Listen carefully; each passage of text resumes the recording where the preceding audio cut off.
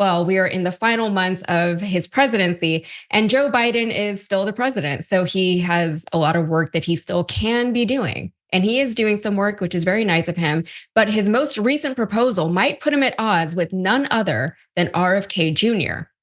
Here is this from the Washington Post. HHS Secretary Xavier Becerra said the proposal would expand coverage of anti-obesity drugs to 7.5 million people enrolled in Medicare and Medicaid, which his agency projected would add $25 billion in Medicare costs and $11 billion in Medicaid costs during the next decade. States would also assume $4 billion in additional costs as part of their share of the Medicaid program, he said. Previously, Ozempic was only covered by Medicare for those with diabetes and heart disease. This expansion would loop in people who are medically classified as being obese, so people who are simply overweight still would not be able to get Ozempic covered. Becerra said the additional costs represented a modest fraction of the forecasted spending for Medicare, citing estimates that the program is expected to spend more than $2 trillion on drugs across the next decade. Will it happen, though? Well, the Trump administration is not required to finalize any or all of the proposal. RFK Jr., whom Trump has selected to be his next HHS secretary, is confirmed by the Senate. If confirmed by the Senate, is an avowed critic of weight loss drugs such as Ozempic, which he has blamed for obfuscating the root causes of poor health in America. Okay, so all of this seems like it's going to be a problem for RFK Jr., even though he is trying to make America healthy again. So, in a way, this would help him to achieve that very lofty goal. But for one, he believes that this proposal is a big waste of money. He's recently suggested an alternative place for the money to go. Take a look at this. For half the price of Ozempic, we could purchase regeneratively raised organic agriculture or organic food for every American, 3 meals a day, and gym membership for every obese American. All right, so that is his counter proposal. Becerra said he would urge Kennedy to look at the data demonstrating the benefits of weight loss drugs, comparing them to vaccines and other measures that he says are backed by consensus in the medical community. Bernie Sanders, the senator, is taking more of a middle ground here. Here's what he had to say. He said, if this proposal is to be financially responsible for seniors and taxpayers, Medicare and Medicaid cannot pay up to 10 to 15 times more for these drugs than they cost in Europe and in other major countries. Sharon, what do you think about this? To a certain extent, I do actually agree with RFK Jr. here that I think there are better ways to curb the actual root causes of obesity in the United States. I think that, Ozempic feels like a Band-Aid solution, but it's also a solution that does help a lot of people, especially people who are obese. It helps them to, get rid of some of the health concerns that come along with obesity. So that is very helpful to them. And maybe also at the same time, we could be doing things like targeting our food and what's in our food and things like that. The problem is those types of solutions are much more costly than, covering Medicaid for obese patients.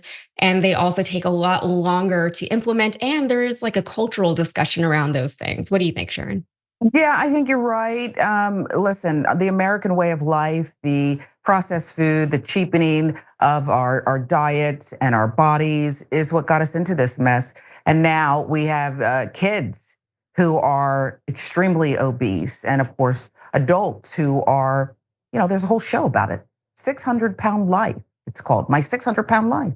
Yeah. And often they're larger than that. So I think we need Ozempic, because we've got to help these people right now. And then we need to look under the hood and figure out the rest.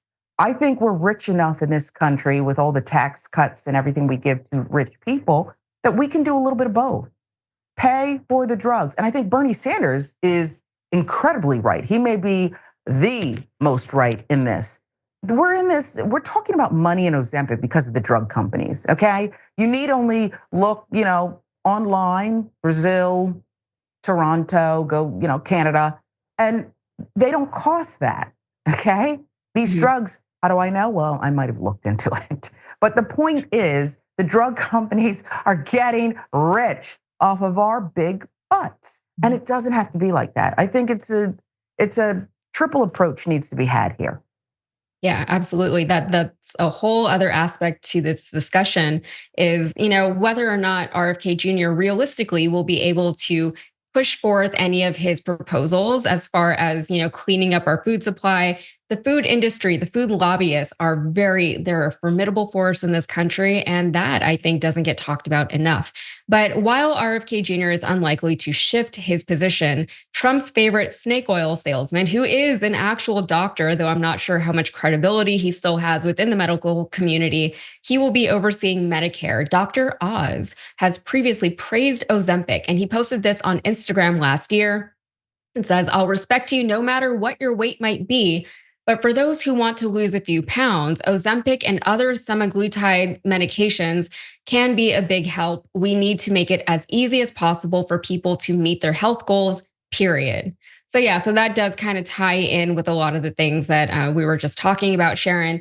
You know, it's such an easy thing to say. I think Americans should be healthier, right? That's such an easy thing. I think most people can agree with that assertion. It's not really anything controversial to say that much, but there is a lot of debate as to how we achieve that. We have to look at how we got to this point in the first place, where the majority of Americans are obese, not just like a handful like it used to be, but the majority of Americans.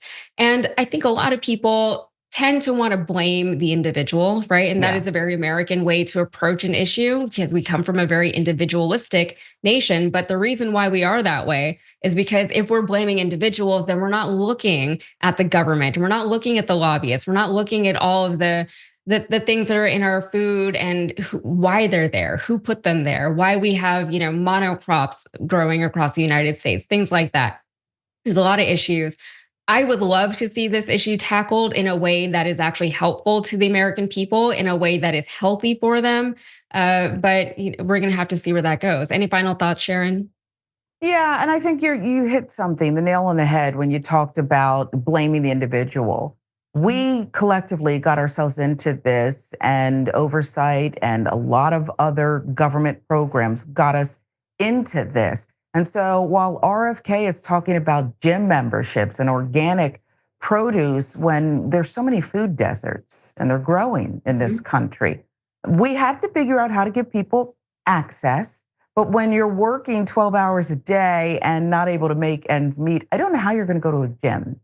And when you don't have a grocery store even within walking distance or on the bus route, I don't know how you're going to get fresh organic produce. So it's a very privileged point of view. And that's what happens when you collect people in your administration who have a similar life experience of privilege as you do, Donald Trump. Yeah, absolutely. And you actually touched on something that I also think is not talked about very often. And that is the fact you mentioned something about walkable people being able to walk to a grocery store. Nobody can walk to a grocery store anymore, right? We built up this Real. entire society around the car. And this is maybe a little bit of an offshoot for me, but you can't walk anywhere. If I wanted to walk to my nearest grocery store, it would take me a few hours to do so. It Wow. would take me about an hour just to get out of my neighborhood. And then I would have to walk along a very unprotected road, a major road with a very narrow sidewalk. Sometimes the sidewalk just ends and there's no shade, there's no tree cover from the sun. So like I would pass out before I even got there. So that's a whole other issue, but people are not walking. It's not natural for humans to have to go to the gym in order to, maintain some kind of base level of health, but that is where we are. So